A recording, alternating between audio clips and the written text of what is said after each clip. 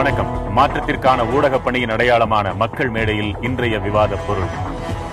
விழுப்புரம் மாவட்டம் சங்கராபுரம் அருகே உள்ள சேஷசமுத்திரம் கிராமத்தில் சனிக்கிழமை இரவு கோவில் திருவிழாவில் ஏற்பட்ட வன்முறையில் தேர் எரிக்கப்பட்டது, வீடுகள் கொளுத்தப்பட்டன. காரணமானவர்கள் என்று 70 பேர் கைது செய்யப்பட்டிருக்கின்றனர். அப்பகுதியில் 144 தடை உத்தரவு அமல்படுத்தப்பட்டுள்ளது. பாதுகாப்புக்காக 3 மாவட்ட காவலர்கள் குவிக்கப்பட்டுள்ளனர். சமகாலத்தில் கற்காலமும் சேர்ந்தே இருக்கிறது என்பதற்கு இது ஒன்றும் உதாரணமாக திகழ்கிறது. திருவிழா தேரை எரித்தது நாத்திகர்கள் அல்லர். சுதந்திர நாளன்று சுதந்திரம் யாருக்கு கிடைத்தது என்ற கேள்வியை எழுப்பிய வன்முறை இது. சாதிய அழுத்தங்கள், அதன் மூலம் மோதல்கள் என்று தொடர்ந்து கொண்டே இருக்கின்றனவே. இயல்பிலேயே நீர்த்து போக வேண்டியதை தூண்டிவிடுகின்றனவா கட்சிகள்? தீர்வென்ன விவாதிக்கவிருக்கிறோம். பங்கு பெறுவோர் இந்திய குடியரசுக் கட்சியின் தலைவரும் சட்டமன்ற உறுப்பினருமான திரு சேக்கு தமிழரசன், அரசியல் விமர்சகர் எழுத்தாளர் திரு வே மதிமாறன், பாட்டாளி மக்கள் கட்சியைச் சேர்ந்தவரும் சட்டமன்ற உறுப்பினருமான திரு கணேஷ்குமார், இவர்களோடு திருச்சி அரங்கத்திலிருந்து விஜயகுமார் மற்றும் ராஜா, கோவை அரங்கத்திலிருந்து சிலம்பரசன் மற்றும் நாகராஜன், திருநெல்வேலி அரங்கத்திலிருந்து ஐயப்பன் மற்றும் ஜெயசீலன். பங்கு பெறும் அனைவருக்கும் வணக்கம். திரு சேக்கு தமிழரசன், கட்சிகள் இதுல இருக்கின்றனவோ என்ற ஐயப்பாட்டை நமக்கு ஏற்படுத்துவதற்கு வேறொன்றும் தனியாக வேண்டாம். 2 கட்சி தலைவர்களின் அறிக்கைகளே அதற்கு போதுமானதாக இருக்கிறது. திருமாவளவன் இந்த கலவரத்தை திட்டமிட்டு தூண்டிவிட்டது பாமக தான். ராமதாஸ் அவர்கள் சொன்னது, வன்முறையை தூண்டி பிழைப்பு நடத்தும் அரசியல் கட்சியைச் சேர்ந்த சில சமூக விரோதிகள் தாழ்த்தப்பட்ட மக்களிடம் நச்சு பிரச்சாரம் செய்து இந்த பகைமையை ஏற்படுத்தியுள்ளனர். இந்த 2ஐ விட வேறு உதாரணங்கள் தேவையில்லை என்று நினைக்கிறேன். நீங்க என்ன நினைக்கிறீங்க? உங்களுடைய முன்னுரைய நடந்து முடிந்த சம்பவத்தை மிக தெளிவா கோடிட்டு காட்டுச்சு. அந்த நிகழ்ச்சி நடக்கிறதுக்கு முன்தினம் கள்ளக்குறிச்சியில ஒரு மாநாடு நடக்குது. மதுவிலக்கு மாநாடு அப்படின்னு ஒரு மாநாட்டை பாட்டாளி மக்கள் கட்சி நடத்துது. அந்த நிகழ்ச்சி நடந்த 24 மணி நேரத்தில் இப்படிப்பட்ட ஒரு கொடுமை அங்க நடக்குது. 3 ஆண்டு காலத்துக்கு மேலா அந்த கிராமத்தில் அந்த பிரச்சனை இருக்கு. அது ஒரு வழிபாட்டு உரிமை. வழிபாட்டில் அம்பேத்கரியவாதிகளுக்கு நம்பிக்கை இல்லை. ஆனால் அந்த உரிமை, வால்டேர் சொன்னார், உன்னுடைய ஒரு கருத்தையும் நான் எதிர்க்கிறேன், ஆனால் அதை சொல்லுவதற்கு உனக்கு இருக்கிற உரிமைக்காக நான் போராடுகிறேன். அதை போல அம்பேத்கரிய சிந்தனையாளர்களுக்கு இந்த மத வழிபாடு, கடவுள் வழிபாடு, அதெல்லாம் எங்களுக்கு முழுமையான நம்பிக்கை இல்லை. ஆனால் அந்த மக்களுக்கு வழிபாட்டு உரிமை, அதனுடைய சொந்த உரிமை, தனிமனித உரிமை, அரசியல் சட்டம் வழங்குற உரிமை, அதை யாரும் தடுத்து விட முடியாது. ஆனால் நீதிமன்றத்தில் இருக்கும்போது இல்ல, அங்கே மாவட்ட நிர்வாகம் அவர்களுக்கு அந்த தேரோட்டத்திற்கு அனுமதித்தது. அந்த தேரோட்டம் நிகழக்கூட இல்லை, அனுமதி தந்திருக்கிறார்கள். நிகழ்வதற்கான ஏற்பாடுகளை அந்த கிராம மக்கள் நிகழ்த்துவதற்காக முற்பட்டிருக்கிறார்கள். அவ்வளவுதான். அதற்குள்ளாகவே வெடிகுண்டு வீச்சு. என்ன பாட்டாளி மக்கள் கட்சி தலைவர் அவருடைய அறிக்கையில் சொல்றாரு, இந்திய பாகிஸ்தான் போரா அப்படின்னு கேட்கிறாரு. அதே கேள்வியை தான் கேட்கிறோம். வெடிகுண்டு வீசப்படுகிறது, தேர் கொளுத்தப்படுகிறது, கிராமம் கொளுத்தப்படுகிறது, அங்கிருந்து மோட்டார் சைக்கிள் கொளுத்தப்படுகிறது, காவலர்கள் தாக்கப்படுகிறார்கள், மாவட்ட கண்காணிப்பாளரே தாக்கப்படுகிறார். அதே தான் திருப்பி கேட்கிறோம், இது என்ன இந்திய பாகிஸ்தான் யுத்தமா? அவரும் அதான் கேட்கிறார். இப்படியான சூழ்நிலையை ஏற்படுத்தியது அடுத்த தரப்புன்னு சொல்றாரு. என்ன ஒரு காரணமும் இல்லையே. யார் வீட்டை கொளுத்தியது?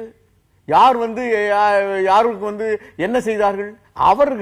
அவர்களுக்காக ஒரு கோயில் கட்டி, அவர்களுக்காக ஒரு தேரை வைத்து, அந்த வகையிலே ஒரு அரசியல் சட்டம் தருகிற அந்த வழிபாட்டு உரிமையில அவர்கள் ஒரு தேரோட்டம் நடத்துவதை முயற்சிப்பது என்ன தப்பு? யாருக்கு இதுல என்ன தடை? யாருக்கு இதுல என்ன இழுக்கு? யார் வீட்டுக்கு போய் அவர்கள் களவாடினார்கள்? எங்கே போய் கண்ணம் வைத்தார்கள்?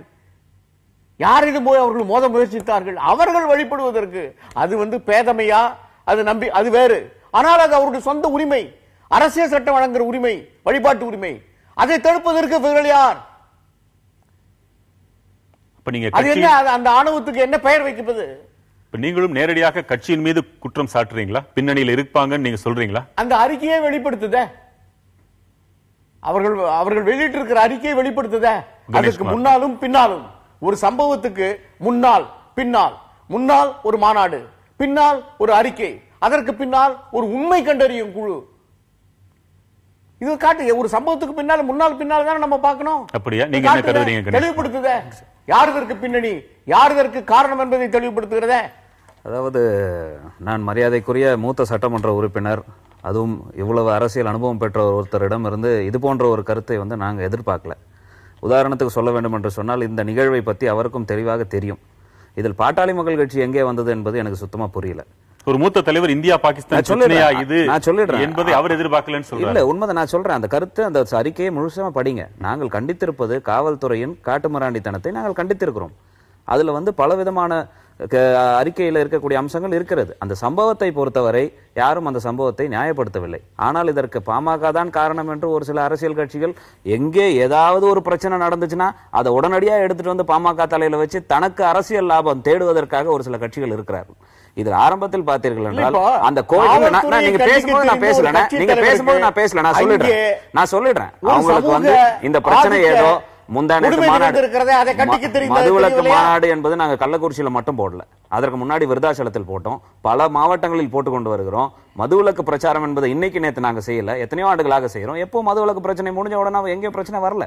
அதுவும் இந்த பிரச்சனை என்பது நேற்று மாநாடு நடத்தினார்கள், நாளைக்கு இவர் செய்தார் இவ்வளவு பெரிய மூத்த அரசியல்வாதி சொல்வது வியப்பா இருக்கு எங்களுக்கு. 2002 இருந்து பிரச்சனை இருக்கிறது என்பது உங்களுக்கே தெரிஞ்ச விஷயம். அந்த தேரை செய்து கொடுத்ததே மிகவும் பிற்படுத்தப்பட்ட சமுதாயத்தை சேர்ந்தவர்கள் தான். இத்தனை ஆண்டு காலமாக அந்த கிராமத்தில் எந்தவித மோதலும் இல்லை. ஒரு குறிப்பிட்ட கட்சியினர் வந்து நீதிமன்றத்தில் வழக்கு நிலுவையில் இருக்கும் போது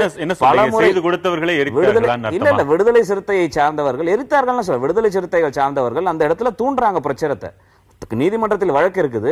வழக்கு இருந்த பிறகு கோட்டாட்சியர் மூலமாக பீஸ் கமிட்டி நடக்கிறது. பீஸ் கமிட்டி நடக்கும்போது சமரசம் எட்டப்படவில்லை. எட்டப்படாத சூழ்நிலையில் இந்த தேதியில் இந்த இடத்தில் நாங்கள் வந்து தேரோட்டத்தை நடத்தியே காட்டுவோம் என்று சுவரொட்டிகள் ஒட்டு பதற்றத்தை ஏற்படுத்துகிறார்கள். பதற்றத்தை ஏற்படுத்திய பிறகு அங்கு இருக்கக்கூடிய மாவட்ட நிர்வாகமோ அரசோ அதை தடுப்பதற்கு முன்னெச்சரிக்கை நடவடிக்கை எடுப்பதற்கு தவறியதன் விளைவே இந்த பிரச்சனை நடந்திருக்கு. நான் பிரச்சனையை நியாயப்படுத்த அந்த திருவிழாவை நடத்தி முடிப்போம்னு எட்டப்படலையா? அப்படி இல்ல, எட்டப்படல. ரெண்டு தரப்புலையும் சமரசம் ஏற்படாத நிலையில் தான் வந்துடுறாங்க. வந்த பிறகு இவர்கள் சுவரொட்டி ஒட்டுறாங்க. சுவரொட்டி ஒட்டிய பிறகு யார் இந்த இடத்தில் அது குறித்து என்ன முடிவெடுத்து எடுக்கல, முடிவே எடுக்கல. அவங்க கோட்டாட்சியர் மீதும் ஆர்டிஓ மாவட்ட நிர்வாகம் பண்ணல. இவர்கள் வந்து தேரோட்டம் நடத்துவதற்கு சார் நீதிமன்றத்தில் வழக்கு நிலுவையில் இருக்கும் பொழுது மாவட்ட நிர்வாகம் எவ்வாறு அனுமதி கொடுக்க இயலும்? ஒரு வழக்கை வந்து நீதிமன்றத்தில் நிலுவையில் இருக்கும் பொழுது எவ்வாறு ஒரு மாவட்ட நிர்வாகம் உத்தரவிட முடியும்? அவங்க உத்தரவிடல, எந்த ஒரு உத்தரவும் பிறப்பிக்கல. அந்த இடத்துல அந்த பதற்றத்தை ஏற்படுத்தியவுடன் பதற்றத்தை தணிப்பதற்கான நடவடிக்கையை மாவட்ட நிர்வாகம் காவல்துறை ஏற்படுத்தல.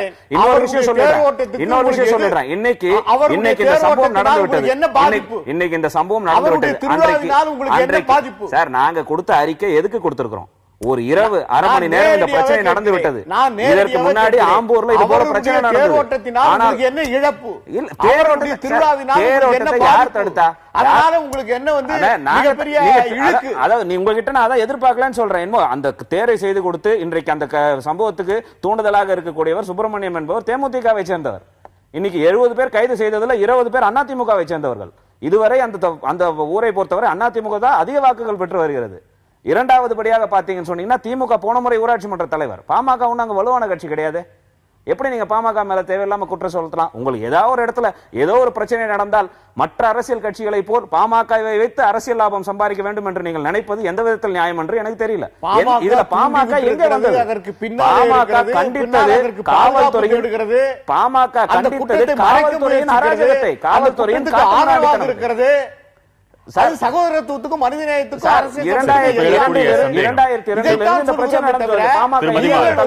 நீங்க வந்து சொல்ல குற்றச்சாட்டு சொல்லுங்க.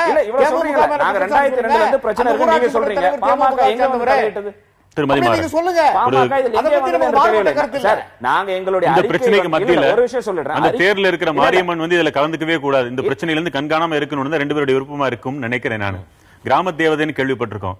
சாதி தேவைகளுக்காக அது சாதி தேவதையாக மாற்றி விடப்படக்கூடாது. ஆனால் இன்றைய நிலை என்ன? என்னுடைய கேள்விக்கு நேரடியான பதில். அவருடைய திருவிழாவினால் உங்களுக்கு என்ன பாதிப்பு? இதுல கட்சிகளின் பங்கு என்ன? அதை தடுத்து நீதிமன்றம் வரை போக வேண்டும். நீங்க கேள்வியை கேட்பது யாரிடம்? வெடிகுண்டு வரையில அமைதியாக இருக்கக்கூடிய ஒரு ஊர்ல நீங்க யாரிடமோ கேட்க வேண்டிய கேள்வியை ஏன் பாமக கட்சிகளின் பங்கு என்ன கேளுங்க. அந்த கேள்வி அததான்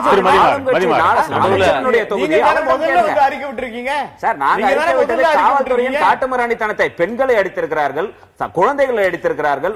காவல்துறை வன்முறை எப்படி கட்டவிழ்த்து விட்டிருக்கிறார்கள்? பாகிஸ்தான், இந்தியா பாகிஸ்தான்ல நடக்கிற போது, இலங்கையில் நடக்கிற ஈழ பிரச்சனையில் நடப்பது போல் அப்பாவி பெண்கள் நாளைக்கு MBBS படிக்க போற ஒரு பையனை கைது செய்து வந்திருக்கிறாங்க சார். நாங்க நியாயப்படுத்தவில்லை. அப்புறம் சமூக விரோதிகளுக்கும் காவல்துறைக்கும் என்ன வித்தியாசம்? சமூக விரோதிகளுக்கும் காவல்துறைக்கும் என்ன வித்தியாசம்? அதுதான் நான் கேக்குறோம். எங்களுடைய சமூக நல்லிணக்கத்துக்கு நாங்க நியாயப்படுத்தவே இல்லை. நாங்க நியாயப்படுத்தவே இல்லை. உங்களுக்கு கிடைச்சதுன்னு உடனே நீங்க உடனே பாமக மேல கொண்டு வந்து வைக்கிறீங்க. நாங்க கேட்பது என்னவென்றால், அவர் சொல்றது சரிதானே திரு கணேஷ்குமார், நியாயப்படுத்தலன்றது வேற, கண்டிக்கிறது வேற. வலியுறுத்துங்க. நீங்க தேரை எரித்தவர்களையோ அல்லது வீடுகளை கொளுத்தியவர்களையோ நீங்கள் கண்டித்தீங்களான்னு கேட்கிறாரு. இதில் அங்க நடந்திருக்கக்கூடிய உண்மை சம்பவத்தை தெரிவதற்காக தான் இன்றைக்கு உண்மை கண்டறியும் குழுவை நாங்க அறிவிச்சு அங்க போயிருக்கிறோம். அது என்ன நடந்திருக்கிறது என்பதை சொல்லவே இல்லை சார். நாங்க ஏத்துக்கிறோம் சொல்லல. எங்களுடைய அறிக்கையை சொல்லியிருக்கிறோம். சந்தேகம் இருக்குது அந்த தேரையோ வீடுகளையோ கொளுத்தியவர்கள் வேறு யாராவது இருக்கக்கூடும் சந்தேகம். எங்க இப்போ சந்தேகம் இருக்கிறது. ஏன்னு சொல்றேன்னு சொன்னா, வெளியில இருந்த ஆட்கள் சூரட்டி ஒட்டுகிறார்கள். வெளியில இருந்து ஆட்கள் வந்திருக்கலாம் உங்க சந்தேகம். ஆமா, எங்களுடைய சந்தேகம் வெளிப்படையா தான் நாங்க சொல்றோம். அவர்களை கொளுத்திக் கொண்டார்கள் நீங்க சொல்லாம விட்டீங்க. அதான் நீங்க என்ன வேணாலும் சொல்லுங்க. நீங்க சொல்லுங்க செய்ய வேண்டும் என்று அவர்கள் நினைப்பது நியாயம் என்று எங்களுக்கு புரியல. இதுல முதல்ல இது கலவரம், அப்புறம் மோதல் அப்படின்னு சொல்றோம்ல, முதல்ல அதுவே தவறு. கலவரம் மோதல்லாம் கிடையாது. இது தாக்குதல், வன்முறை. கலவரம் என்பது ரெண்டு பிரிவினரும் சமமா மோதிக்கிறது தான் கலவரம். மோதல் அப்படிங்கிறதும் அப்படிதான். இது தாக்குதல், வன்முறை. ஒரு பிரிவு மக்கள் இன்னொரு பிரிவின் மக்கள் மீது தாக்குதல் நடத்துறாங்க. ஏதோ ஒரு வகையில அவங்க தாக்குதல் நடத்துறாங்க. இது முதல்ல இது ஒரு ஒரு ஒரு ஒரு பிரிவு மக்கள் மீது இன்னொரு பிரிவு மக்கள் நடத்துற தாக்குதல், வன்முறைன்னு பேசினாதான் இது அடுத்த கட்டத்துக்கு பேச போக முடியும். இவங்க ரெண்டு பேருமே வன்முறை, கலவரம் அப்படிங்கறதுல பேசுறதுனாலதான் முடிவுக்கு வராம இருக்க முடியுது. அப்ப யாரை தாக்கினார்கள் அப்படிங்கறதுல இருந்து இந்த கேள்வி எழுப்பினா, யார் குற்றவாளி, யார் பாதிக்கப்பட்டவங்க அப்படின்னு போக முடியும். அது உங்களுக்கு முடிவா தெரிஞ்சிருமா? அதுதான் பிரச்சனை. சந்தேகம் இருக்குன்னு அவர் சொல்றாரு. இல்ல, அதுதான் தாக்குதல் நடத்தினது. இந்த தேரை ஓட்டுவது விரும்பினது யாரு, ஓட்டக்கூடாதுன்னு சொன்னது யாரு அப்படிங்கறதுல தான் தாக்குனது யாரு, தாக்கப்பட்டது யாரு அப்படிங்கிறது, தாக்குதலுக்கு உள்ளானது யாருங்கிறது. அப்ப தேரை ஓட்டணும்னு விரும்பினது அவங்க ஊருக்குள்ளார அவர்களோட தேரை, அவர்கள் செய்த தேரை ஓட்டுவதற்கு அவங்க பிரியப்படுறாங்க. இல்ல நான் சொல்லி முடிச்சிடுறேன். என்னோட தவறை நீங்க அதுக்கப்புறம் நீங்க பேசுங்க. இது அவங்க விரும்புறாங்க. இது மட்டும் இல்ல, இந்து சமூக அமைப்பின் மனநிலை எப்படி இருக்குன்னு பாத்தீங்கன்னா படிநிலையில இருக்குது. இந்த படிநிலையில் தனக்கு மேலுள்ள சாதிக்காரர்கள் தன்னை எவ்வளவு இழிவா பேசினாலும் அதை குறித்து ஒரு குற்ற உணர்வோ அசிங்கமோ கேவலமோ கருதாமல் அவர்களுக்கு அடிமையாக உபை பண்ணுவதும், தனக்கு கீழ் உள்ள மக்கள் அவர்கள் உரிமைகளுக்காக தனக்கு மேலுள்ள ஜாதிகளை மரியாதையா பார்த்தாலும் கூட அவர்கள் மீது வன்முறை நிகழ்த்துகிற, தனக்கு மேல ஒருத்தன் வந்துடுறான் அப்படிங்கிறது நீங்க பொருளாதார ரீதியாக உயர்ந்தாலும் சரி, ஆன்மீக ரீதியாக தன்னை போலவே ஒரு வழிபாட்டு உரிமை எடுத்துக்கிட்டு வரான்னு சொல்லும் போதெல்லாம் தாழ்த்தப்பட்ட மக்கள் மீது படிநிலையில் நேர் மேல் இருக்கிற மக்களோட வன்முறைகள் நடத்தப்படுது. இது நேர் மேல் இருக்கிற சாதி வன்முறை நடத்துறாங்கன்னா அதுக்கு மேல இருக்கலாம் யோக்கியம் கிடையாது. அந்த சாதிகளின் அடியால் மனோபாவத்திலிருந்து இந்த சாதிகளை ஏவி விடுற ஒரு முறையா இது தொடர்ந்து இன்னைக்குன்னு இல்ல. கண்டதேவியில் நடந்த தேரோட்ட பிரச்சனையிலும் இதுதான். கண்டதேவியில் நடந்த தேரோட்ட பிரச்சனைக்கும் இதுக்கு என்ன வித்தியாசம்னா, கண்டதேவி ஒரு பொது தேர். அந்த பொது தேர்ல நீங்க எல்லாம் சாதி இந்துக்கள்லாம் சேர்ந்து இந்த தேர் இழுக்கிறதுக்கு இவ்வளவு கஷ்டப்படுறீங்களே, நாங்களும் கொஞ்சம் கைப்பிடிச்சு இழுக்கிறோம், உங்களுக்கு உதவியா இருக்கும்னு தாழ்த்தப்பட்ட மக்கள் போன போது தேர் ஓட்டத்தை நிறுத்திட்டாங்க. இப்ப இந்து சமூக அமைப்பில் இங்க தேரை செஞ்சு கொடுத்திருக்காங்களே, அது இவங்க சொந்த தேர், அந்த தேரை நிறுத்திட்டாங்க. அதுக்கப்புறம் அந்த தேர் ஓட்டம் போல. இப்ப என்னன்னா பிரச்சனை, இந்த தேர் ஜாதி இந்துக்களுக்கு சொந்தமான தேர் அல்ல. இது தாழ்த்தப்பட்ட மக்கள் அவர்களாக செய்து கொண்ட ஒரு தேர். அதை ஓட்டுவதற்கே அனுமதி இல்லை என்பது இது ஒரு ஜனநாயக நாடா? இங்க என்ன ரைட்ஸ் இருக்குது, என்ன உரிமை இருக்குது, என்ன பேச்சுரிமை இருக்குது, என்ன இங்க ஒரு வழிபாட்டு உரிமை. இது கடவுள் இல்லைன்னு சொல்றதோ அல்லது அவங்க சாதி கோயில போய் இடிப்பதோ அதெல்லாம் செய்யாமல் தனக்கான கோயில் தனக்கான தேரை ஓட்டுவதற்கு முயற்சிக்கும் போது அவர்கள் மீது வன்முறை நடத்துவது என்பது சாதியெல்லாம் விட்டுட்டு பொது ஜனமாக ஒரு கருத்து சொல்வதற்கு இதில் என்ன ஒரு நியாயம் இருக்குது? இதை கண்டிப்பதற்கு, தாக்குதல் தேர் ஓட்டுவதை கண்டிப்பதற்கே நியாயம் இல்ல, ஓட்டுனதுக்கு குண்டு வீசினாங்கிறது மிக மோசமான ஒண்ணு. தொடர்ந்து பேசுங்க. ஜெயசீலன், நெல்லை அரங்கில் இருக்கிறீங்க, உங்களுக்கான நேரம். சார், அது அவங்க தேர் வந்து இவங்க செஞ்சு. வணக்கம். நான் சகோதரர் கணேஷ்குமார்ட்ட நான் கேட்கணும்னு விரும்புறேன். சகோதரனே, உங்க கொஞ்ச நாளைக்கு முந்தி நீங்க கொஞ்சம் ஒரு போஸ்டர்லாம் ஒட்டி வச்சிருந்தீங்க. அதுல மாற்றம், முன்னேற்றம், அன்புமணின்னு போட்டிருந்தீங்க. நீங்க என்ன வகையான மாற்றத்தை நீங்கள் உருவாக்கி இருக்கிறீர்கள்? எதுல முன்னேற்றம் கண்டிருக்கீங்க? அன்றைய நீங்க கட்சி தொடங்கினதுல இருந்து என்ன விதத்துல நீங்க முன்னேற்றத்தை, மாற்றத்தை உருவாக்கி இருக்கிறீங்க? எந்த விதத்துல மாற்றத்தை உருவாக்கலையே. முன்பு மரத்தை வெட்டி அரசியல் பண்ணீங்க, இப்ப குடிசையை கொளுத்தி அரசியல் பண்றீங்க. இல்ல, நீங்களே ஒரு முடிவுக்கு வந்துறீங்களே. எப்படி அவங்களே சந்தேகத்துல தான உண்மை அறியும் குழு எல்லாம் அமைச்சிருக்காங்க. முடியுங்க, கேட்டு முடிச்சாச்சு ஐயா. உண்மை அறிய குழு வைங்க, அதை பத்தி இல்ல. ஆனா முன்பு ஒரு காலத்துல அரசியல் கட்சி சுதந்திரக்காக போராடின அரசியல் கட்சி தலைவர்களை வந்து, தேசிய தலைவர்களை வந்து இப்ப வந்து ஒரு கம்பி கூட்டுக்களை வந்து அடைச்சு வச்சிருந்தீங்க. ஆனா இப்ப இவங்க செய்யறத பார்த்தா இன்னும் ஒவ்வொரு சாமிகளையும் ஒரு கம்பி கூட்டுக்களை வச்சு அடைச்சு வச்சிருவீங்க. இதுதான் ஒரு சுதந்திர நாடா? இல்ல ஒரு சாமி, இந்த ஜாதிக்குள்ள உள்ள தேர்கள் வந்து இந்த ஜாதிக்கு காரனுக்கு மட்டும்தான் சொந்த, சாமிக்கு எது ஜாதி உண்டாயா? பேசி கேட்டு முடிச்சாச்சா? நான் பதில் சொல்றேன். கருத்து ரீதியாக பதில் சொல்லுங்க. கருத்து ரீதியாவே நான் பதில் தெரு வழியாக தேர் செல்வதை அனுமதிக்க மறுப்பவர்களை நீங்க எப்படி கண்டிக்கிறீங்க? சார், நாங்க வந்து எப்போதுமே அதை நாங்க ஆதரிச்சது கிடையாது. இன்றைக்கு மட்டும் இல்ல, எல்லாருக்குமே தெரியும், மரியாதைக்குரிய ஐயா சேக்கு தமிழரசன் அவர்களுக்கும் தெரியும். இதே ஒரு தாழ்த்தப்பட்ட சமுதாயத்தினருடைய பிணம் இந்த ஊர் வழியா வரக்கூடாது என்று தடுத்து நிறுத்திய பொழுது மருத்துவர் ஐயா அவர்கள் நேரடியாக குடிதாங்கி என்ற கிராமத்திற்கு சென்று தன்னுடைய தோளில் அந்த தாழ்த்தப்பட்ட சமுதாயத்தினுடைய பிணத்தை கொண்டு வந்து எரிச்சது சம்பவம் நடந்தது. மரியாதைக்குரிய ஒரு தெரியும். நாங்க என்னைக்குமே இந்த வழியா போக கூடாது, இது போன்ற அடுக்குமுறைகளை அடக்குமுறைகளை நாங்கள் எப்போதுமே வந்ததில்லை. நாங்க பல முறை செய்திருக்கோம். அது மட்டும் இல்ல, தகவல்ல முரண்படுறாரு. அந்த குடிதாங்கி பிரச்சனையை சட்டமன்றத்திலே கிளப்பிய பின்னால், அதற்கு பின்னாலே ஒரு மறைவு ஏற்பட்ட போது அந்த மறைவுல தான் அவர் போனாரு, அந்த பணத்தை தாங்கினார். ஆனா முதல் சம்பவத்துக்கு அது நடக்கல. நான் சட்டமன்றத்தில் பேசினேன். இதே போல இன்றைய இளைஞர் கணேஷ்குமாரை போல நம்முடைய மூத்த தலைவர் பண்ருட்டியார், அப்போ பாட்டாளி மக்கள் கட்சி சட்டமன்ற உறுப்பினர், அவர் அவையில் இருந்தார். இதை போல நான் விவாதம் செய்தேன். அதற்கு பிறகுதான் அந்த நடவடிக்கை. எங்களுக்கு மனரீதியாக அந்த முதல் படத்தை சுட்டெரிப்பதற்கு ஒரு டிஐஜி போக வேண்டியதாக வேறுபாடு இருந்திருந்தால் நாங்க எங்க ஐயா ஏன் நேரடியாக இன்னொரு கருத்து அவர் சொன்னார். கொள்ளையில புதைக்க வேண்டிய அவசியம். இன்னொரு கருத்து சொன்னாரு, தலைவர்களை வந்து கூண்டு கம்பிக்குள்ள அடைச்சிட்டீங்க. இங்க அடைக்கல, தமிழ்நாடு முழுக்க தென் மாவட்டங்கள் இருந்து மேற்கு மாவட்டங்கள் இருந்து எல்லா இடத்துலயும் அடைச்சிருக்காங்க. தென் மாவட்டங்கள்ல கட்சி இல்லைன்னு சொல்லக்கூடிய இவர்களே அந்த இடத்துல அடைச்சதுக்கு பாமக தான் காரணம் என்று பாமகவை குறை சொல்வது எந்த வகையில் நியாயமாக ஒன்று? இருக்கக்கூடிய எல்லா விஷயத்தையும் கொண்டு வந்த பாமக தலையிலேயே சமைக்கணும்ன்றது மூன்றாவது விஷயம். இன்னொரு விஷயம், மரியாதைக்குரிய நண்பர் அவர்கள், இது மட்டும் இல்ல, இதுக்கு முன்னாடி நான் கலந்து கொண்ட நிகழ்ச்சியிலும் 2 முறை கலந்துகிட்டு இதே போன்ற, அவர் இயக்கத்தை சார்ந்தவரா எதை சார்ந்தவர் என்று எனக்கு தெரியவில்லை, இதே போன்ற ஒரு தவறான குற்றச்சாட்டை சொல்லிக்கிட்டே வரார். மாற்றம், முன்னேற்றம். அன்புமணி என்னத்தை மாற்றி காமிச்சிருக்கிறார்? அன்புமணி ராமதாஸ் வருவதற்கு முன்னாடி ஆம்புலன்ஸ் திட்டம் இந்தியாவில் இருந்தது. 108 ஆம்புலன்ஸ் திட்டம் என்ற ஒரு மறுமலர்ச்சியை கொண்டு மாற்றத்தை கொடுத்தவர் அன்புமணி ராமதாஸ். இல்லன்னு சொல்ல முடியுமா? சுகாதாரத்துறையில 4 சர்வதேச விருதுகளை பெற்றவர் அன்புமணி ராமதாஸ். இது மாற்றமாக தெரியவில்லையா? அதுதான் சொல்றேன், இதெல்லாம் மாற்றம் தான். இதெல்லாம் மாற்றம் தான். 108 ஆம்புலன்ஸ் திட்டம் கொண்டு வந்ததே ஒரு மாற்றம் தான். வாய்ப்பை வந்து நாங்க நீங்க ஒரு இயக்கத்தை சார்ந்து வேணுமென்றே நீங்கள் பல முறை நீங்க செஞ்சிட்டு இருக்கீங்க. நீங்க செய்யல. நீங்க ஒரு இயக்கத்தை சார்ந்தவரா எந்த இயக்கத்தை சார்ந்தவர் என்று எனக்கு தெரியல.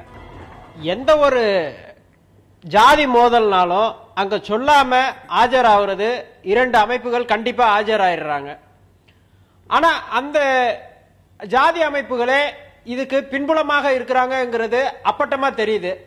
என்ன காரணம் அப்படின்னா, யாரு எந்த விதமான ஒரு விஷயமும் இல்லாம தனக்குத்தானே ஒரு விசாரணை குழுவை வச்சுக்கிறது. இன்னொன்னு, எப்படி ஒரு காவல்துறையினர் மீது ஒரு வெடிகுண்டை தூக்கி வீசக்கூடிய அளவுக்கு ஒரு துணிச்சல் இருக்குன்னா சாதாரண ஒரு குடிமகனுக்கு கண்டிப்பாக இருக்காது.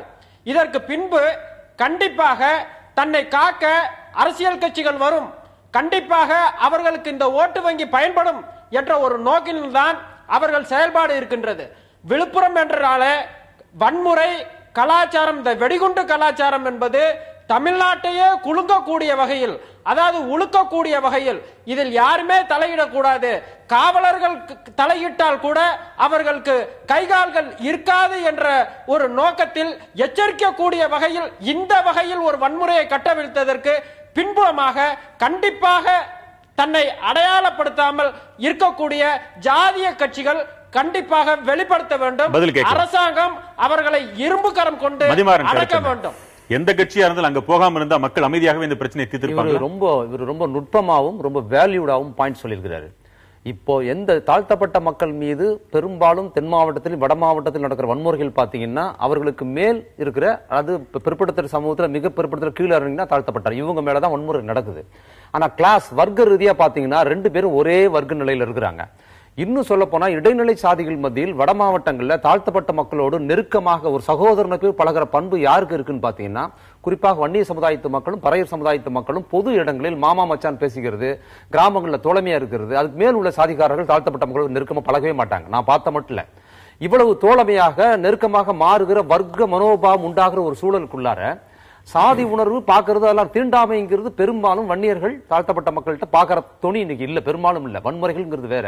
ஆனா மேல் இருக்கிற சாதிகாரர்கள் எல்லாருமே மிக கடுமையா தீண்டாமை கடைபிடிக்கிற சாதியா இருக்கிறாங்க. இப்ப வர்க்க நிலையில் ஒன்றாக இருக்கிற இந்த மிக பிற்படுத்தப்பட்ட தாழ்த்தப்பட்ட இந்த மக்கள் மத்தியில இது போன்ற வன்முறையை இந்த மக்களை தயார் பண்றதுனால தான் செய்யறாங்க. ரொம்ப நல்ல வேல்யூடான பாயிண்ட் சொல்லியிருக்கிறாரு. யார் தயார் பண்ணுவாங்கன்னா இந்த மக்களை சாதி ரீதியாக அணிதிரட்டுவதன் மூலமாக யாருக்கு அதிகாரம் கிடைப்பதோ அவர்கள் தான் அதை செய்வாங்க.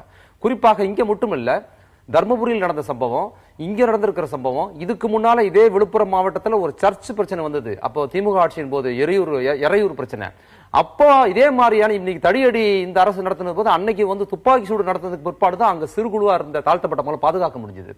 யார் ஆர்கனைஸ் பண்ணாம மாவட்ட முன்னாள் ஒரு ஜாதி கட்சியோட மாவட்ட செயலாளர், முன்னாள் எம்எல்ஏ, வட்ட செயலாளர், இவர்கள் தான் அந்த எளிய மிக பிற்படுத்தப்பட்ட மக்கள்கிட்ட போய் அவர்களை தாழ்த்தப்பட்ட மக்களுக்கு எதிரான வன்முறையை தூண்டுவதற்கான துணியிலர் தான் இது நிகழ்த்தப்படுது.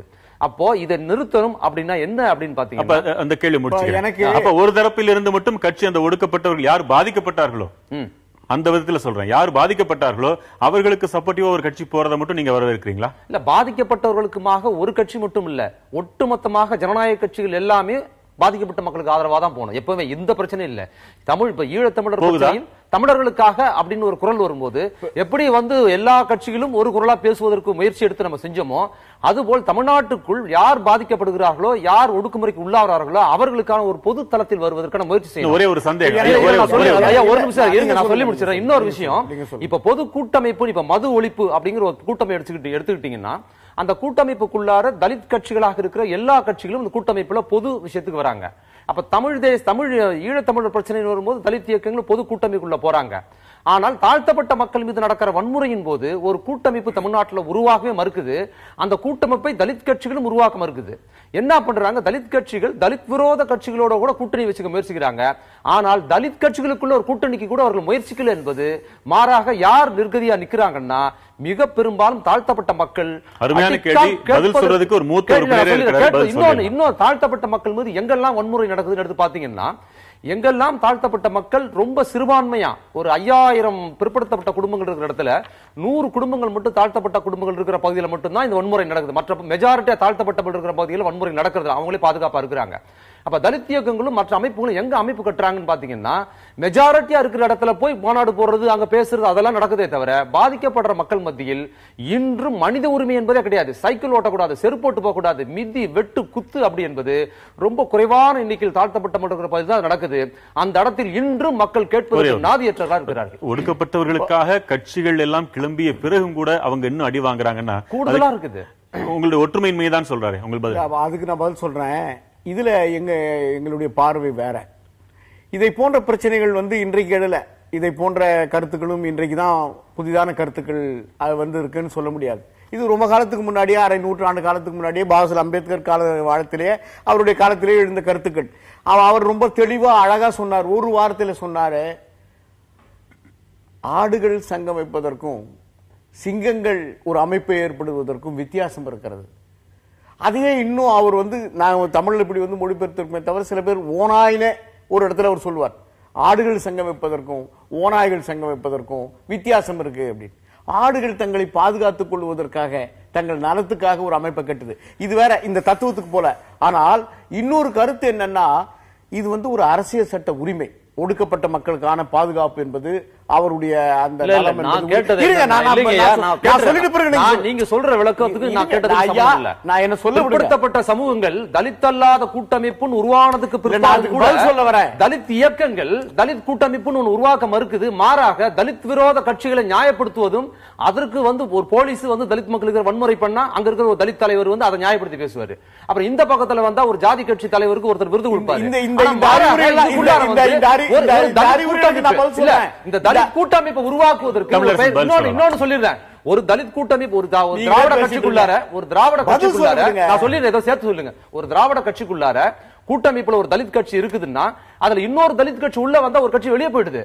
அப்ப தலித் கூட்டமைப்பு என்பது தலித் மக்கள் கொடூரமாக தாக்கப்படும் போது கூட தலித் இயக்கங்கள் இன்னும் கூட்டமைப்புக்குள்ள வராம தலித் விரோத கட்சிகளோடு இருப்பது, அதிகாரத்தில் இருக்க தலித் விரோத கட்சிகளோடும் ஜாதி கட்சிகளோடு இருக்கிறது தான் ஆர்வம் காட்டுறாங்களே தவிர தலித் மக்கள் கட்சிகளோடு இவங்க இருக்கிறதே வரல. தலித் மக்கள் இன்னும் நிராயுதபாணியா தனியா இருக்கிறாங்க. கேட்பது அதனாலதான் ஆளால் கடிக்கிறாங்க. தலித் மக்களுடைய உரிமைகளுக்கும் அவர்கள் சார்ந்த அமைப்புகளுக்கும் உங்களுடைய அறிவுரை? நான் அறிவுரை எல்லாம் சொல்லல ஐயா, நான் அறிவுரை கேட்டுங்க. என்ன பேசவே விட மாட்டேங்கிறீங்க. தயவுசெய்து அறிவுரைன்னு சொல்றேன்னு சொல்லாதீங்க. ஆமா, உங்களுடைய இது என்ன பண்ண நீங்க சொல்ற கருத்து ஒரு அறிவுரை. என்னோட ஆதங்கம் தலித் மக்களோட பிரச்சனையை சொல்றேன் நான். அதையா நீங்க அறிவுரை? ஆதங்கமே அறிவுரைன்னு நான் எடுத்துக்கிறேன்னு வச்சுங்க. அறிவுரை, உங்க அறிவுரை, உங்க ஆதங்கம் எந்த வார்த்தையினாலும் நீங்க பயன்படுத்திங்க. ஆனால் உலக வரலாற்றிலேயே எப்போதும் பாதிக்கப்பட்டவர்கள் 100% ஒன்றுபட்ட ஒரு அமைப்பாகவோ ஒன்றுபட்ட கருத்தாகவோ இருந்திருக்கிறார்கள் என்பதை நீங்க சொல்ல. நீங்களே ஒரு தலைவரா இருக்கும் போது என்ன நேரடியாக கேட்கலாமே. அந்த முயற்சிகள் எல்லாருக்கிட்டையும் உண்டு, அதற்கான பிரச்சாரம் உண்டு, அதற்கான நோக்கம் உண்டு. ஆனா நான் சொல்ல வர ஒரு கருத்தை நீங்க அவர்களும் தெரிஞ்சுக்கணும். இது அரசியல் சட்டம் சார்ந்த உரிமை அப்படின்னு நாம் சொல்ற கூட உடனே என்னவாங்க, அரசியல் சட்டம் என்ன பெரிய. அது மட்டும் இல்ல, இது ஒரு மிகப்பெரிய ஒப்பந்தம். அந்த ஒப்பந்தத்தை அப்படியே மண்ணுல போட்டு மிதிச்சிட்டு இந்திய அரசியல் தலைவர்கள் அதை பற்றி பேசுறதே கிடையாது. இது ஒரு ஒப்பந்தம், 1932 போடப்பட்ட ஒப்பந்தம், பூனா ஒப்பந்தம். சுதந்திரம் கிடைப்பதற்கு முன்னால் இதையெல்லாம் ஒடுக்கப்பட்ட மக்களுக்கு தந்தால்தான் இந்த நாட்டிற்கு சுதந்திரமே கிடைக்கும் என்கிற நிலைமை வந்தபோது 10 ஆண்டு காலம், 30 ஆண்டு காலம், அதிகபட்சம் 30 ஆண்டு காலத்துல ஒடுக்கப்பட்ட மக்களுக்கான அனைத்து பொருளாதார மேம்பாட்டையும் உரிமைகளையும் ஏற்படுத்துவோம் தரப்பட்ட ஒப்பந்தம் எத்தனை ஆண்டு காலமானது? இன்னைக்கு 80 ஆண்டு காலமாயிருக்கு. 80 ஆண்டு கால பார்த்துக்கும் விழுப்புரத்தில் நடக்குது. இது இந்த குடும்பம் நடக்குது. 80 ஆண்டு காலமாக இந்த ஒப்பந்தம் மீறப்பட்டு வருகிறது. இது வெறும் உரிமை மட்டுமல்ல. ஆனா இப்ப பாகிஸ்தானுக்கு ஒரு ஒப்பந்தம் போட்டோம், பாகிஸ்தானுக்கு அந்த நாட்டுக்கு தந்தோம் ஒப்பந்தத்தை.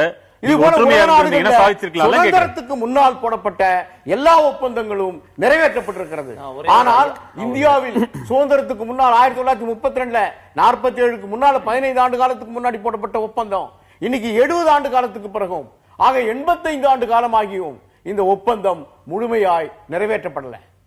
இதுக்கு மத்திய ஆட்சியாளர்கள் எல்லா சமூகம் பொறுப்பு, ஆட்சியாளர்கள் பொறுப்பு, உங்க ஒற்றுமையின்மை பொறுப்பே இல்ல, சமூகம் பொறுப்பு இல்ல. நான் என்ன சொல்றேன்னா, பாமக போன்ற கட்சிகள் தன்னை மிக தீவிரமாக தலித் விரோத கட்சிகளாக டிக்ளேர் பண்ணுது. எல்லா தலித் நடக்கும் போதெல்லாம் அதற்கு எதிரான கருத்து சொல்லாம அதுக்கு ஆதரவான கருத்து சொல்லுது, ஜாதி இந்துக்கள் நியாயப்படுத்துது, போலீஸ் கண்டிக்கிறத தவிர இல்ல நடந்த செயலை கண்டிக்கத்தக்கதுன்னு சொல்லிருக்காங்க. பொதுவா இருந்துட்டு நீங்க இந்த மாதிரி பேசாதீங்க சார். கூட்டமைப்பு சார் நாங்க வைக்கல, நீங்களா ஒரு பேர் வச்சுக்கிட்டு அந்த பேரை நீங்க நியாயப்படுத்தாதீங்க. நீங்களா ஒரு பேரை வச்சுக்கிட்டு ஒரு பொதுவான இடத்துல வந்துட்டு அப்படி பேசாதீங்க. அனைத்து சமுதாய பேரியக்கம் என்ற இயக்கம் நாங்க நடத்தணும். தலித் அல்லாத கூட்டமைப்பு நாங்க உருவாக்கல. நீங்க வச்ச பேர், நீங்க பேரை வச்சு நீங்க அரசியலுக்காக கோவை நாகராஜன்.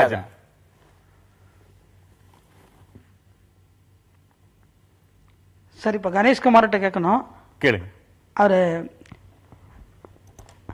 ஐயா, நம்ம ஐயா சேக்கு தமிழரசன் சொன்ன மாதிரி மாநாடுகள் உங்க கட்சி நடத்தின எல்லா இடத்துலையும் கலவரங்கள் தொடர்ந்து நடந்துகிட்டு இருக்கு. அது தருமபுரி ஆகட்டும், மரக்காலம் ஆகட்டும், இன்னைக்கு நம்ம விழுப்புரம் பகுதியில் ஆகட்டும், நீங்க எப்பெல்லாம் மாநாடு நடத்துறீங்களோ அப்பெல்லாம் தான் கலவரம் நடக்குது ஒழிய வேற எந்த நாள்லயும் நடக்கிறது இல்ல. வேற எந்த கட்சிகள் மாநாடுகள்லயும் நடக்கிறது இல்ல. குறிப்பிட்டு சொல்ல போனா வேற எப்பவும் அது நடக்கிறது இல்ல. அப்படியா இருக்கிற போது நீங்க உண்மையில் உங்க கட்சி தான் இந்த சாதிய வன்முறைகளை தமிழ்நாட்டில் மறைந்திருக்கிற சாதிகளை எல்லாம் தூண்டுகிற வகையில இந்த தொடர்ந்து சாதி கலவரங்களை பாட்டாளி மக்கள் கட்சி அரங்கேற்றி வருகிறது. இந்த தமிழ்நாட்டில் இந்த சாதிய தலைவர் ஒருங்கிணைப்பு தேவையில்லாத நீதிபதியாக கூட இருக்கலாம். நான் ஒரு விஷயம் தெளிவுபடுத்த விரும்புறேன். எனக்கு மரியாதைக்குரிய எழுத்தாளர் ஐயா சொல்லும்போது ஒரு விஷயத்தை தெளிவாக சொல்லிருங்க முதல்ல. இல்ல அவர் சொன்ன விஷயத்துல ஆதாரமற்றமான விஷயம் என்ன விஷயம்? நாங்க எங்க மாநாடு நடத்தினாலும் கலவரம்னு அதான் சொன்னோம் இல்லையா? இதுக்கு முன்னாடி விழுப்புரத்துல நாங்க மது ஒழிப்பு மாநாடு நடத்தினோம். விருதாச்சலத்துல எங்க நடந்துச்சு? வேலூர்ல மிகப்பெரிய மாநாடு நடத்தினோம். என்ன பிரச்சனை வந்துச்சு? அதற்கு முன்னாடி கோயம்புத்தூர்ல மாநாடு நடத்தணும். என்ன பிரச்சனை வந்துச்சு? ஆதாரமற்றாம ஏதோ ஒரு சேற்றைவாசி வாரி பூசணும் அவர் சொல்றது அததான் நானும் சொல்றேன். சார் ஒரு விஷயம் பேச விடுங்க. நீங்க இவ்வளவு நேரம் பேசுறீங்க, நாங்க இவ்வளவு நேரம் பொறுமையா இருந்தோம் இல்லையா? இவர் நடுநிலையாளராக இருந்துட்டு இது எப்படி சொல்றான்னு தெரியல. அந்த கிராமத்தில் ஊராட்சி மன்ற தலைவர் தேர்வு செய்து கொடுத்தவர் தேமுதிகவை சேர்ந்தவர். 40 பேர் கைது செய்யப்பட்டதில் 20 பேர் 15 பேர் தான் பாமக, 20 பேர் அதிமுகவை சேர்ந்தவர்கள். எப்படி பாமக மேல நீங்க சொல்லுங்க நாகராஜன்? யார் குறை சொல்ல முடியும்? நீங்க எப்படி நீங்க பாட்டாளி மக்கள் கட்சியை மட்டுமே நீங்கள் திட்டமிட்டு டார்கெட் பண்றீங்க? சார், இந்த விழுப்புரம் கலவரத்தை பொறுத்தளவு நீங்க ஒடுக்கப்பட்ட மக்கள் மட்டும் இல்ல, ஒடுக்கப்பட்ட மக்கள் மீது தாக்குதலை நடத்தியவர்கள் யாருன்னு பாக்கணும். நீங்க அதுதான் சார் நாங்களும் சொல்றோம். நாங்க ஒண்ணு பார்க்க கூடாது எதிர்க்கிறாங்க இல்ல பார்க்க கூடாது நாங்க என்னைக்குமே சொல்லலையே. வாதம் செய்யறதுல என்ன நியாயம் இருக்கு? தேமுதிக ஊராட்சி மன்ற தலைவர், ஆமா, அவர் இப்ப காணவில்லை. இன்னொருத்தர் சிலர் அதிமுக உறுப்பினர்கள், அதுல என்ன ஆதாரம் இருக்குன்னு தெரியல. ஆனா நான் கேட்கிற கேள்வி என்னன்னா, அதிமுக இதை ஆதரித்து அறிக்கவில்லை, தேமுதிக இன்னும் இதை ஆதரித்து அறிக்கவில்லை. நீங்க பாட்டாளி மக்கள் கட்சி நீங்க அறிக்கையை படிச்சு பார்த்திருக்கணும். நீங்க ஏற்கனவே சொன்ன மாதிரி இதற்கு ஒரு பெரிய தெளிவான விஷயத்தை நான் சொல்றேன். எனக்கு கொஞ்சம் நேரம் கொடுங்க. நீங்க கொஞ்சம் நாங்க எங்களுடைய அறிக்கையை தெளிவாக படிச்சு பாருங்க. அந்த சம்பவத்தை நாங்கள் கண்டித்திருக்கிறோம். உண்மை நிலை தெரிந்தவுடன் அதற்குண்டான அறிக்கை வெளிவரும். காவல்துறையின் அட்ராசிட்டி பட்டவர்த்தனமாக காட்டுமராண்டித்தனத்தை கண்டித்திருக்கிறோம்.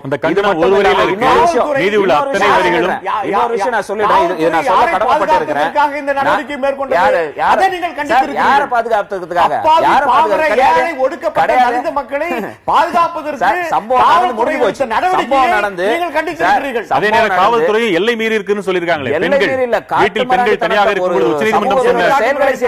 வெடிகுண்டு வீசுவது ஒரு வீடு ஒரு கர்ப்பிணி பெண் அடிக்கிறது நியாயம், ஒரு வீட்டுல இருக்கக்கூடிய டூ வீலர் அடிக்கிறது நியாயம், இது அடிக்கிறது நியாயம். ஒரு சிறிய இடைவேளைக்கு பிறகு மக்கள் மேடை தொடர். அதாவது ஒன்றே குலம் ஒருவனே தேவன் என்று சின்ன வயசுல எனக்கு சொல்லி கொடுத்திருந்தாங்க. ஆகஸ்ட் 15 சுதந்திரத்தின் அன்னைக்கு சின்ன வயசுல தேசிய கொடியை பார்த்து இதாண்டா நம்ம நாட்டின் தேசிய கொடி அப்படின்னு நம்ம தேசிய கொடியை பார்த்து நான் சல்யூட் அடிச்சேன்.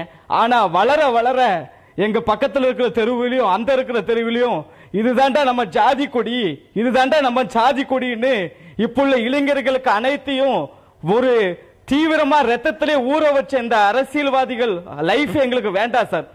இந்த பொழப்ப நடத்திக்கிட்டு இருக்கும் இந்த அரசியல்வாதிகள் எங்களுக்கு தேவையில்லை, இந்த தமிழ்நாட்டுக்கே தேவையில்லை. ஒரு புது உலகத்தை ஒரு இளைஞர்களுக்கு, இந்த ஜாதி அரசியல் இல்லாத உலகத்தை இந்த புதிய தலைமுறை மூலியமா இந்த மக்களுக்கு தெளிவுபடுத்தி தாருங்கள் என்று மொத்தமா எல்லா கட்சிகளையும் நீங்க அப்படி சாடிட முடியுமா? நல்ல கட்சிகள்னு ஒண்ணு கூட உங்க பார்வையில் இல்லையா சார்? ஒரே குட்டையில ஊர்ன மட்டத சார். அவங்க அதுக்கு மேல கேட்க விரும்பல. கோவை அரங்கில் இருக்கிற சிலம்பரசன், உங்களுக்கான நேரம் இருந்துச்சுன்னா. சார் வணக்கம் சார். நான் திரு கணேஷ்குமார் ஐயா கிட்ட நான் இந்த கேள்வி கேட்கணும்னு நினைக்கிறேன். சீக்கிரமா பேசுங்க ஐயா. எந்த சமூக விடுதலைக்காக நீங்க செயல்பட்டு இருக்கீங்களோ அந்த சமூகத்தினுடைய மக்களை இன்னைக்கு எந்த அளவுக்கு கேவலமா கொண்டு போயிட்டு இருக்கீங்க அப்படிங்கறது உங்களுக்கு நல்லா தெரியும். கண்டிப்பா இன்னைக்கு நடந்த கலவரம் அப்படிங்கறது, மரக்கண கலவரங்கிறது எல்லாமே நீங்க எடுத்து பாருங்க. எந்த சமூகத்தின் மீது தாக்குதல் நடத்திருக்கு, எந்த சமூகத்தை படுகொலை செஞ்சிருக்குங்க அப்படின்னு சொல்லிட்டு. ஆக நீங்க தயவு செய்து நீங்க எங்கேயாச்சும் நீங்க சொல்லுங்க ஐயா, நீங்க இந்த நாங்கள் சார்ந்த இந்த பாமக இளைஞர்களுக்காகட்டும் பாமக சார்ந்த தொண்டர்களுக்காகட்டும் நாங்க இந்த சமூக நீதியையும் அடுத்து சமத்துவத்தை நாங்க இந்த பொதுக்கூட்டத்தில் நாங்க பேசியிருக்கோம் அப்படின்ட்டு ஒரு பொதுக்கூட்டத்தை நீங்க சொல்லுங்க பார்க்கலாம். ஏதாவது ஒருத்தர் நீங்க சொல்லுங்க ஐயா பார்ப்போம். இதுக்கான பதில இன்னொரு கேள்வியோட சேர்த்து சொல்லுங்க. திருச்சியில் இருக்கிற ராஜா, உங்க வாதத்தையும் வச்சிருங்க. நேர குறைவினால் நான் அடுத்தடுத்து எடுத்துக்கிறேன், பதில்கள் மொத்தமா வரும். வணக்கம். இன்னைக்கு தமிழ்நாட்டில் இந்த கலவரம் இது புதிதல்ல. கீழ விண்மணில 44 தாழ்த்தப்பட்ட மக்கள் உரிமை கேட்டாங்க, கொல்லப்பட்டாங்க. யாரால?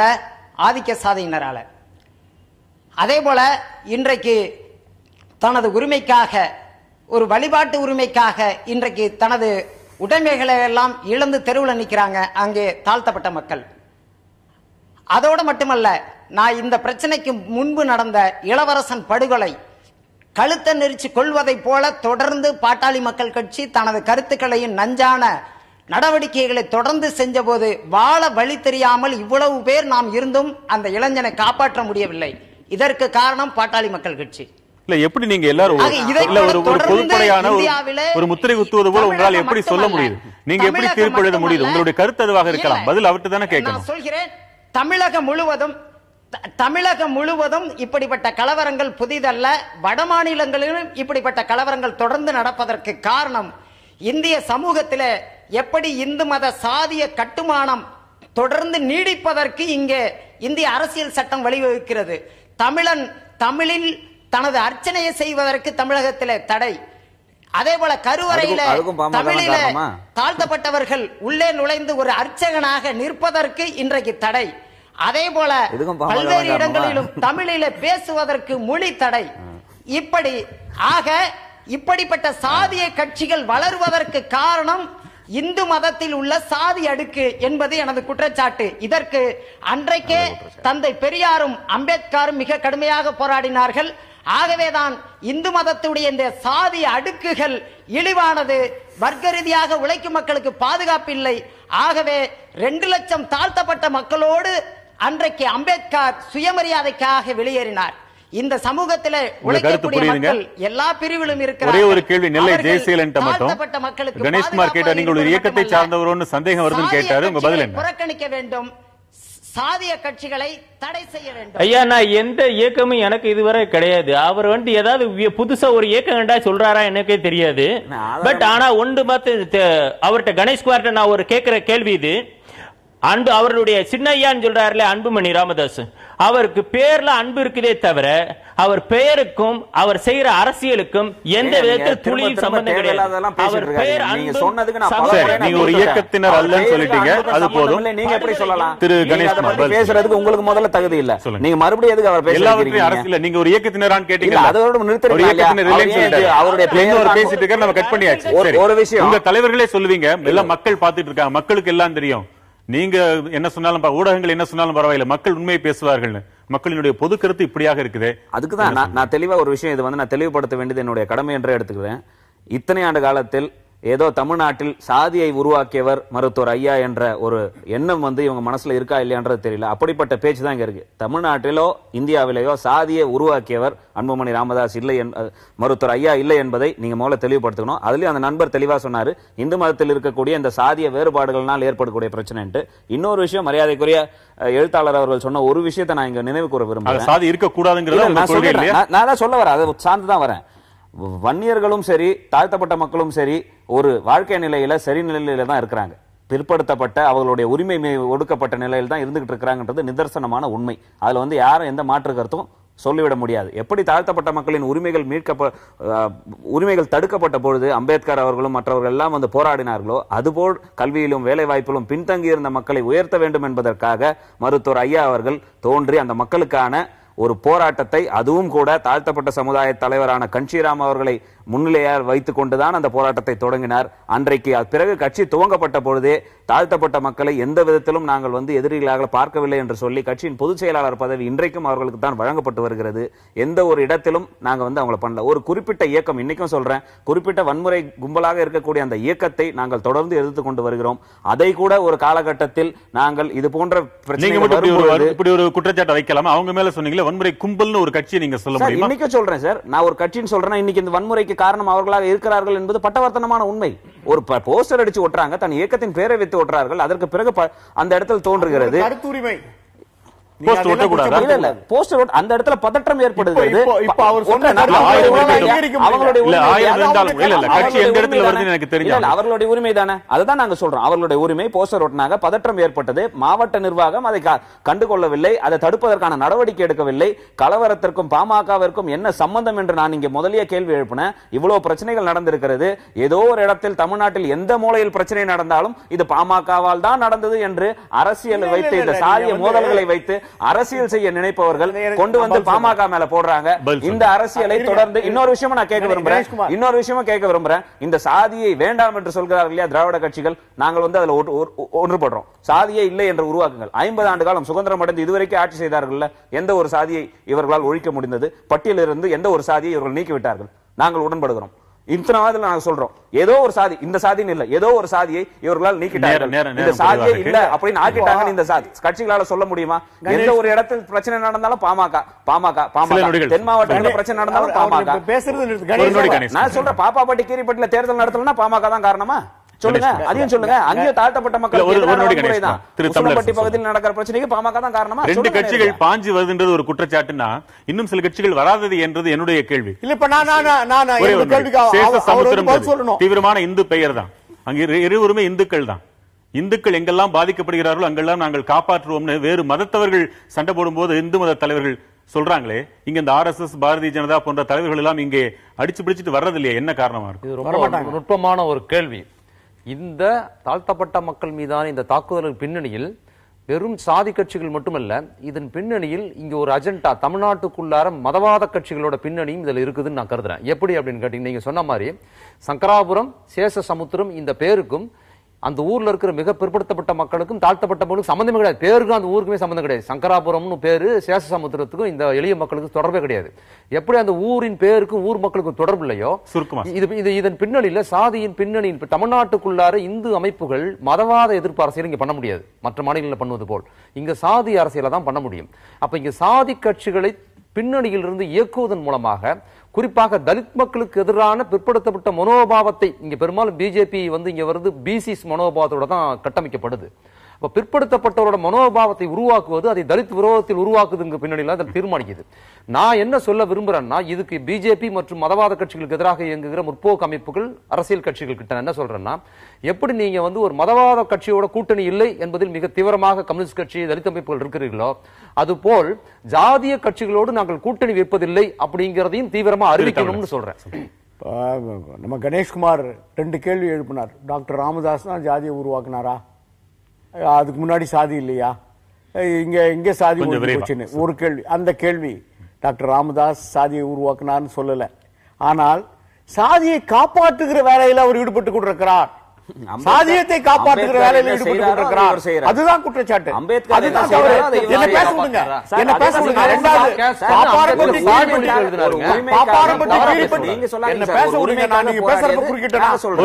விடுங்க. பாப்பாரப்பட்டி கீரிப்பட்டியில பஞ்சாயத்து தேர்தல் நடத்த முடியலன்னா கூட நாங்க தான் காரணமானு கேட்கிறார். ஆமாம், நீங்களும் அதற்கு ஒரு உடந்தையாய் ஒரு காரணம். ஏன் நான் இதை சொல்ல வரேன்னா, தமிழ்நாடு முழுதும் இருக்கிற சாதி அமைப்புகளை எல்லாம் ஒரு கட்டமைத்து வன்கொடுமை தடுப்பு சட்டத்தை நீக்கணும், தலித் அமைப்புகளை மட்டும் தவிர்த்து இவர்களை எல்லாம் ஒருங்கிணைத்து வன்கொடுமை தடுப்பு சட்டத்தை நீக்கணும். இதே ஒரு கோரிக்கை. எத்தனை முறை தீர்மானம் போட்டீங்க? நான் கொண்டு வந்து காட்டட்டுமா? எத்தனை முறை தீர்மானம் போட்டீங்க? நீங்க இப்படி வந்துட்டு பின்னாடி நான் கேட்கிறேன், அதுலயே உங்களுக்கு உறுதி இல்ல. நேற்றைக்கு பாஜக அவங்களுடைய தோழமை கட்சி தீவிர வன்கொடுமை புதிய சட்டத்தை நிறைவேற்றி இருக்கு. நீங்க இங்க பேசுறீங்களே, டாக்டர் அன்புமணி அங்க பேசுறீங்க, நீங்க நினைக்கிற தீர்வு என்னையா? டாக்டர் அன்புமணி அங்க பேசுறாங்க. எதுக்கு எடுத்தாலும் பாமக சொல்றீங்க இல்லையா? இன்னொரு தரப்பு தாக்கப்பட்டு இருக்கிறார்கள். காவல்துறையை கண்டிப்பதற்கு எந்த ஒரு அரசியல் கட்சியும் அடித்தளத்துக்கு ஒழுத்தப்பட்ட மக்களை, நலிந்த மக்களை மேலும் நசுக்கிற பணியில் ஈடுபடாதீங்க. அதை நியாயப்படுத்தாதீர்கள். அதுதான் தீர்வுன்னு சொல்றாங்க. நியாயப்படுத்தாதீர்கள், நியாயப்படுத்தாதீர்கள். நான் கேட்பது ஒன்னே ஒன்று, இரண்டு தரப்புலயும் பாதிப்பு இருக்கு. இன்னொரு தரப்பு காட்டுமிராண்டித்தனத்தை எந்த ஒரு அரசியல் கட்சி மக்களும்